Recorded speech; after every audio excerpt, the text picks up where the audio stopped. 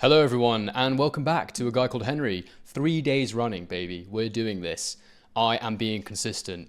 I'm trying so hard to be consistent this time. And so far it's working. So that is good. But guys, something you're going to learn about me over time is that there is not many things I love more in the sporting world than a good comeback. And that is exactly what we've seen with Anthony Joshua over the last year or so. There was a point in time when people were saying, this guy's done, this guy's finished. He's made his money, he shouldn't fight anymore, he's gun shy, he doesn't want it. And yet here we are, on the cusp of Anthony Joshua becoming a 3-time heavyweight champion of the world. Him versus Daniel Dubois for the IBF title is on. And I know I'm a little bit late to the party with this video, but I wanted to make it because I really want to talk about it. It's a fight that I'm really, really excited about. It's going to be at Wembley Stadium. It's going to be absolutely huge. And I just think it's an exciting, excellent fight. How often do we get to see two top-level British heavyweights going at it for a world title? I really think in a few years we'll probably look back on this period and go, do you know what? That was a bit special. If you think about the Klitschko era, you know, that we were starved of good heavyweights and he completely dominated, and the British heavyweight scene was not great in that time. We had Audley Harrison, who obviously didn't fare too well in the pros. We had David Haye, who was actually the fighter that made me fall in love with boxing back around sort of 2012. And I loved David Haye so much. And I found I was slightly misguided in my initial experiences of boxing and my understanding of it, thanks to David Haye, because he was such a good salesman. But yeah, he was brilliant to watch. But I really think we're in a real great, we're in an amazing era for British heavyweights. There's so many top talents out there right now, and it's great to see two of them getting in the ring together. But before we get into dissecting the matchup, I just want to talk a little bit about both men, the journeys they've been on recently, and how I sort of see them as fighters today. So first off, Anthony Joshua, you know, as I was saying before, I love a comeback. And the performances that he's put in recently against Otto Wallin and your man, UFC, Francis Ngannou, almost forgot his name for a second. I'm not a massive UFC fan, but I do know who Francis Ngannou is, believe me. The performances he put in against them were phenomenal and sensational. And I think it's really important to look at the manner of those wins and some of the things he showed he was able to do in those wins, because some people will say, well, you know, Wallin is like sort of B, C level opposition, fringe world level, probably not a top level fighter, effective and good, but not the top level. And Ngannou is obviously a UFC fighter. He had his boxing debut. Obviously, an elite level striker in the UFC, carries huge power. He originally wanted to be a boxer. I heard he used to spar with Carlos Takam back in the day, or maybe still does. I'm not sure. I think that's why he was on that card, from if I remember correctly. But anyway, or maybe it was the Fury card. But anyway, AJ absolutely, it was a devastating knockout. He absolutely destroyed him. The definition of icing your opponent. I love that word, icing. To ice, it's a great word. But yes, AJ completely ended Ngannou's boxing career that night. AJ showed that he should not be in the ring, certainly with an elite level heavyweight. I know he did well against Tyson Fury, but I think we all saw the Tyson Fury that was that night and the Tyson Fury that was in the ring against Usyk was two completely different men.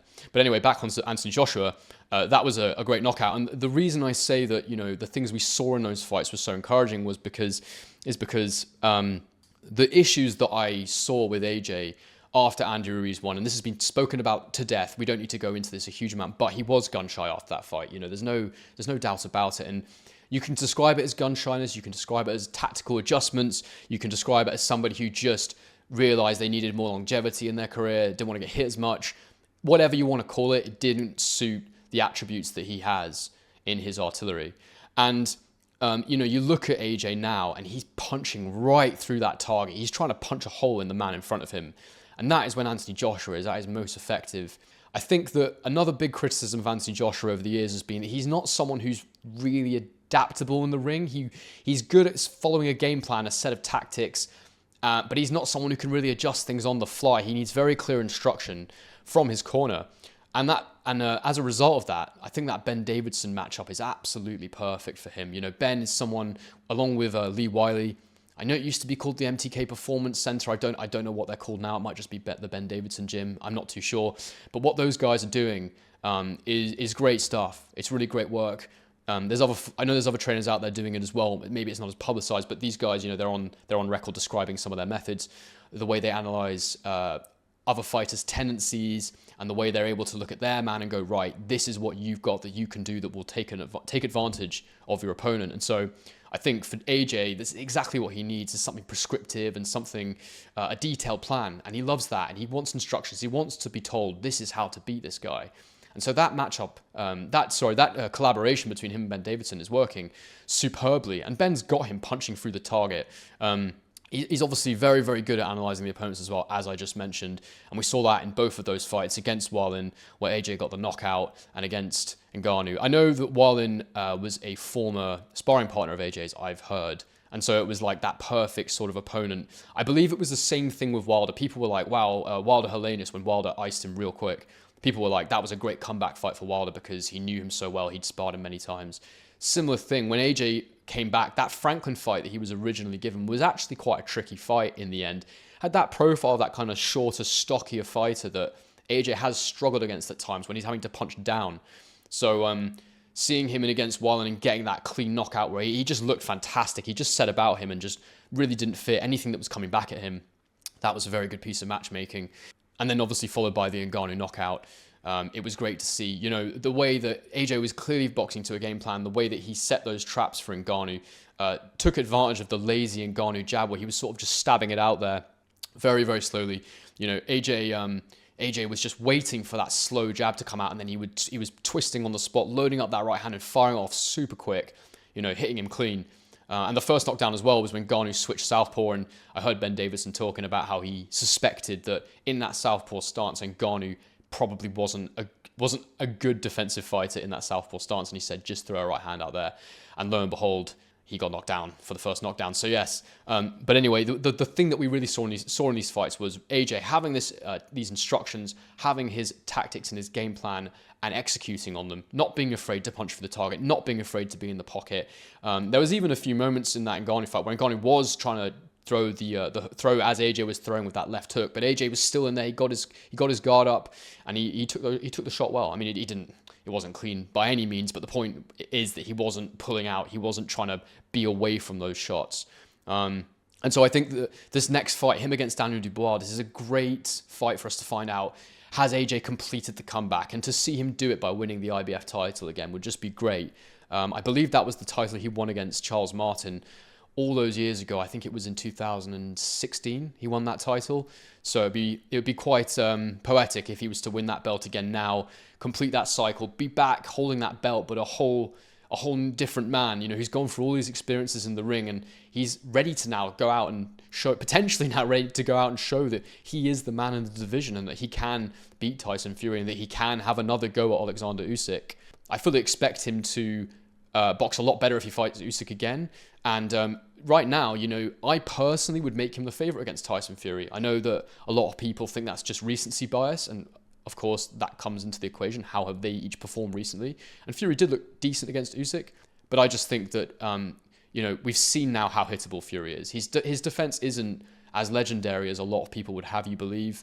There are guys out there that are sort of saying, oh, he's like the heavyweight Mayweather, and it's just not true. You know, Floyd never got knocked down in his entire career. I think there was one fight where he touched the floor with his glove, but it wasn't even counted as a knockdown. But, you know, it's hard to find, you know, footage of Floyd getting punched clean, let alone punched at all. And Fury's been down many times in his career now by fighters who don't have particularly sophisticated attacks. So, yeah, I think that if that fight happens, I do think that I do make Anthony Joshua the favorite. Daniel Dubois, he's also having a comeback of sorts. I mean, when you're as young as he is, Daniel Dubois, how old is he now? He's only 26. He's 8 years Joshua's junior. You know, they barely crossed paths from how I understand it in Team GB. You know, Joshua, I think, had turned pro by the time he came across Dubois in the Performance Centre in Sheffield for the Team GB squad. But Dubois is a really young heavyweight still, and he's obviously in the mix. And I like Dubois. I think he's a really interesting heavyweight. And I think that recently he's been able to shake off some of the accusations of being a quitter and having a fragile mental state, you know. And I think some of the things that have been called out in that equation have been, you know, having the right opponents for him. So, for example, the Jarrell Miller fight was a great one for him. I mean, as far as I'm aware, Miller's not really beaten anybody. I mean, let's have a quick look at Jarrell Miller. Who had he fought and beaten? I mean, Big Pharmacy Miller, as we like to call him. So Miller had wins over Bracamonte, who's famous for his war with David Allen, Lucas Brown, who was knocked out by David Allen. Not hitting on Dave, by the way, I love Dave. And then he was TKO'd by Daniel Dubois. So, to be honest, a lot of people are putting a lot of weight on that Jarrell Miller win, but Jarrell Miller has not really beaten anybody himself, to be honest with you. And his name is big because he was meant to be AJ's US debut opponent, and obviously we know how it all went down. He popped for every performance-enhancing drug under the sun, and the fight was called off. And I think that's about the, biggest achievement of his career so far, to be honest with you, in terms of doing something that put him into the public eye. There was the 5v5 card, and Dubois obviously fought against Filip Hrgović. Now, when that fight got made, I had Hrgović as the favorite because I just thought with his experience and his win over Zhilei Zhang, I thought that he would be the man that would go and win that fight, because I looked at it and I thought, you know what? His accuracy with the straight punches, his technique. I thought it would be a little bit of a Joe Joyce fight again, this sort of old manning him in the ring and just keeping him on the end of those straight shots. But what happened, what unfolded in that ring was that Dubois actually went in there like a man possessed, and he basically just said, I don't care what you throw at me, Filip Hrgović, I'm just going to eat it. I'm going to rough you up. I'm going to hit you. I'm going to force you back. And it was incredible because Hrgović must have hit him with 50 right hands in the first couple of rounds. And Dubois was just completely unfazed. He ate all of them. And it was really quite a sight to behold. I couldn't believe what I was seeing. And I just was watching it thinking, one of these is gonna hurt him soon. But it didn't. And I was really impressed with Dubois, to be honest with you. I thought that defensively, he left a bit to be desired. He did get hit a lot. But he did what he needed to do in that fight. He obviously realized pretty early on that, yeah, this guy can hit me. And it's not really going to affect me. So I can go about my business in this manner. I can get my head down. I can charge forward. I can put pressure on him. I can rough him up. I think he stuck the head in there a few times. He was throwing in hooks when he got inside and making life really horrible for Filip Hrgović. Certainly testing his stamina and his cardio. I don't know how fit Filip Hrgović was for that fight. He didn't look particularly well conditioned. I was watching Hatman, who his channel's fantastic. I've watched him for a long time. And he sort of alluded to the fact that it might be a time zone issue with Hrgović. It might be because he's training in the US and he's not acclimatizing well when he travels, because this seems to keep happening to him where he sort of gasses in fights. But that aside, Daniel Dubois beat what was put in front of him. Now, this AJ fight's come along. And it's going to be very, very interesting. I want to talk a bit now about the two styles of the fighters, the advantages and disadvantages as I see it. AJ is the bigger man. He's heavier, he's taller, he's got the bigger reach. And I see him having quite a few advantages in this fight over Daniel Dubois. I believe that AJ is the faster fighter with his hands and with his feet. I think AJ's got the better jab. I think AJ's the more accurate puncher.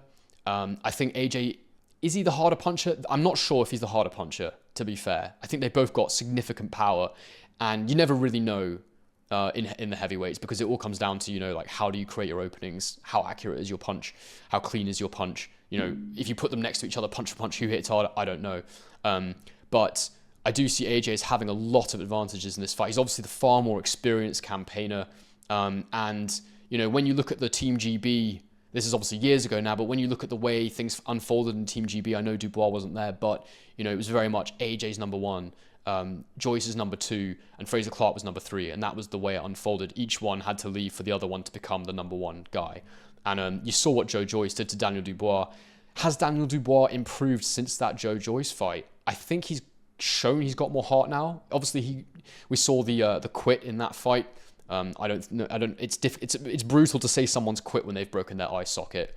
Some fighters might have continued, but I am never going to blame someone for pulling out of a fight when they've broken their eye socket. I don't want to see someone get really, really hurt, so no problem with him deciding I don't want any more of this. Same with the Alexander Usyk thing. People saying that was a quit, but then, they say he's shown his renewed desire, his renewed mindset in these last 2 fights. And actually, I think much has been made of his dad now being ringside as well, and how that affects him psychologically, the extra miles he's willing to go to put in a shift when his father is ringside. And Don Charles is obviously pretty good at tapping into the emotional side of Daniel Dubois, so that's great to see, and that link-up's obviously working well. I hate to say it, but the only real advantage I see for Daniel Dubois is gas tank. I think that Dubois doesn't tire the way that AJ necessarily does. when he throws combination punches. I think AJ has become more calculated in the last year or so, in how he manages his gas tank, in his output, in how he uses his shots. And he's much more methodical now. You can see he's not just trying to get into the mid-range and throw a few heavy shots and land them clean and just go into that Super Saiyan mode we've seen him do over the years, where he just goes crazy, gasses for a bit, takes a round to recover, then goes again. He knows what he's doing now. He's really trying to set up those punches. I think that Dubois has a comparable jab. I do like his jab, but I think AJ's is a little bit better. I think, when you see, like, when AJ's been hurt, it's always been like a significant blow that's hurt him. I don't think he's got a bad chin at all. I think defensively, AJ's the better fighter, to be honest with you. I think the reason I question whether or not Dubois has actually improved since the Joyce fight is that in that Hrgovic fight, he was getting peppered with right hands.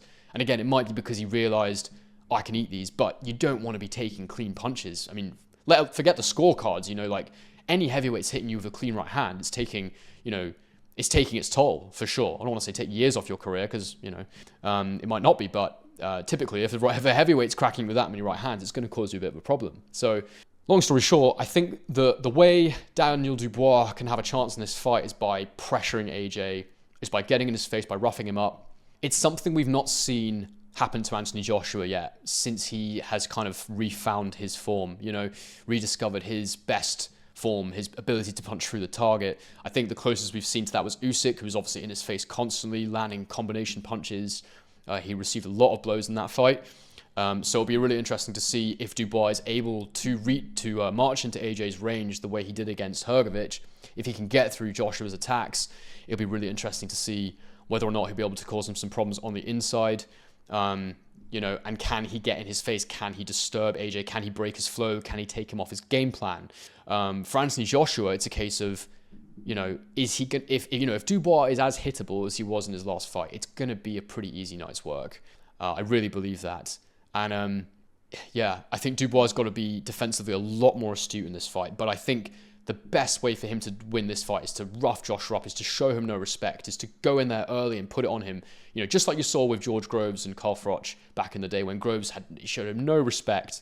And it's actually a similar dynamic there, where there's I wouldn't say that Dubois got the sort of the nous and the kind of cunning to kind of get inside Joshua's head the way that Groves was able to do to Froch. He was clearly being very deliberate in the build-up to that fight, but I do think that, Dubois was obviously showing Joshua no respect in the build-up, and we saw that in the face-to-face, and the clip from that where, Josh is threatened to smash a chair over his head or whatever.